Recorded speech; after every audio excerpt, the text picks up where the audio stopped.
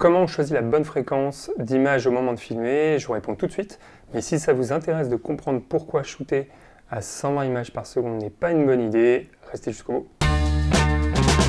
Je vais parler que des fréquences d'image liées au mode NTSC, donc 24, 30, 60, 120 images par seconde, parce que c'est ce que j'utilise habitant au Canada, mais les explications restent évidemment les mêmes si vous shootez depuis l'Europe, en 25, 50, même 100 images par seconde. Si vous voulez plus de détails, je vous mets une vidéo ici où j'explique déjà tout ça. Utilisez 24 images par seconde à chaque fois que vous avez un sujet qui parle. Lorsque vous avez un moment en temps réel que vous voulez montrer et que vous êtes certain que votre plan ne va pas être ralenti au montage. 24 images par seconde, ça permet de montrer également la vitesse réelle que peuvent avoir les gens dans une scène.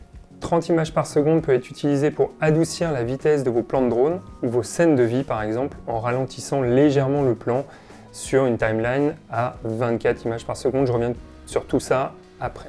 60 images par seconde si vous souhaitez ralentir vos scènes de vie du quotidien et ajouter de la grâce à vos sujets ou à votre scène. On obtient ce côté un peu rêveur avec le 60 images par seconde et c'est ce qu'on retrouve dans la plupart des films ou à la télévision. Le 120 images par seconde pour tout ce qui est mouvement humain rapide ou des éléments, la fumée, le feu, l'eau, tout ce qui est plus rapide que ce que l'œil humain peut voir. Pratique aussi si vous voulez réduire les mouvements de caméra intenses, par exemple quand vous êtes dans une voiture et que vous n'avez pas de stabilisateur. C'est aussi souvent utilisé pour tout ce qui est b-roll avec du speed ramp. C'est ce qu'on voit souvent sur YouTube avec des transitions qui vont un peu dans tous les sens.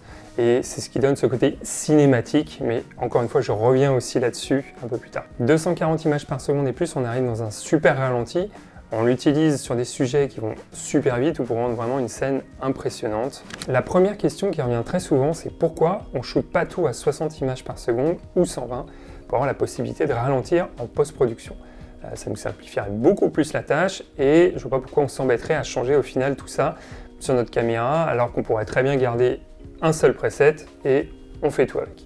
Il y a plusieurs raisons à ça. La première raison, c'est la qualité de votre image. C'est à 24 ou 30 images par seconde que vous allez obtenir la meilleure qualité possible avec votre caméra. En fonction de la caméra que vous utilisez, vous pourrez parfois shooter qu'en HD et non en 4K à 120 images par seconde. Et parfois, vous aurez même un crop dans votre image, ce qui fait que vous allez être zoomé directement. Le deuxième point à connaître, c'est que votre audio ne va pas être synchronisé si vous shootez à 60 images par seconde et plus.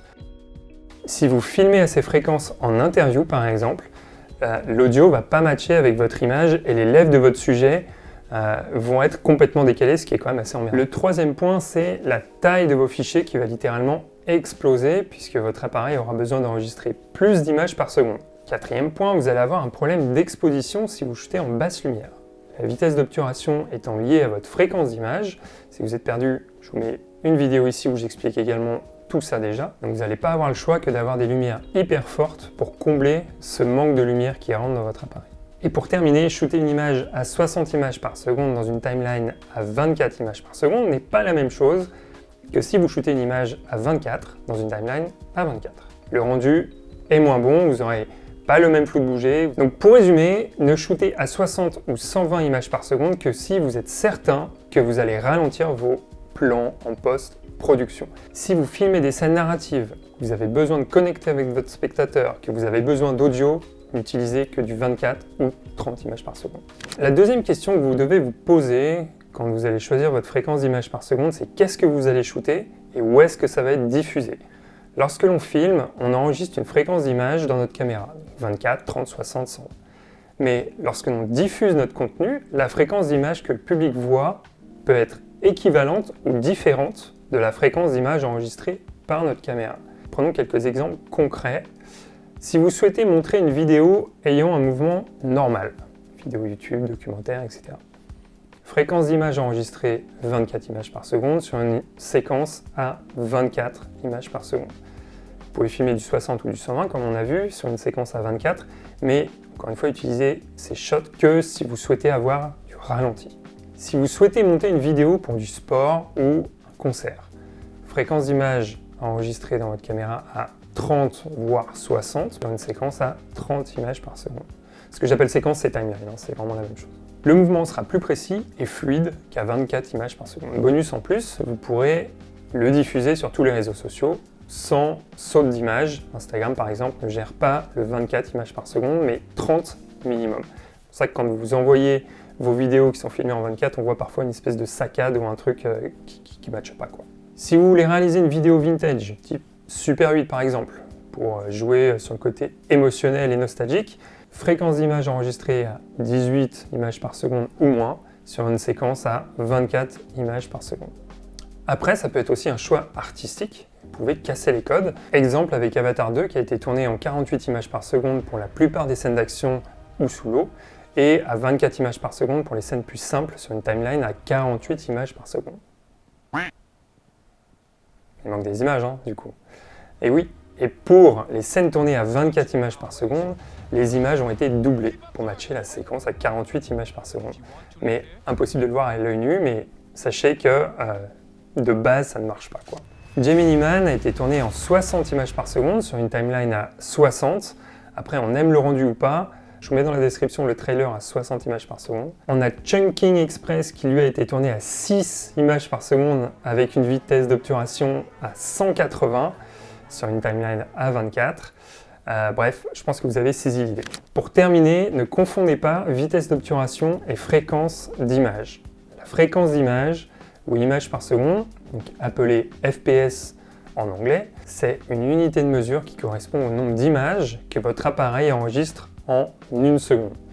La vitesse d'obturation, ce que vous connaissez bien en photographie, c'est la vitesse à laquelle l'obturateur de l'appareil se ferme. Plus la vitesse est rapide, moins il y a de lumière qui rentre dans votre appareil, et plus sa vitesse est lente, et plus vous laissez entrer de lumière. Donc elle est directement liée à la fréquence d'image définie.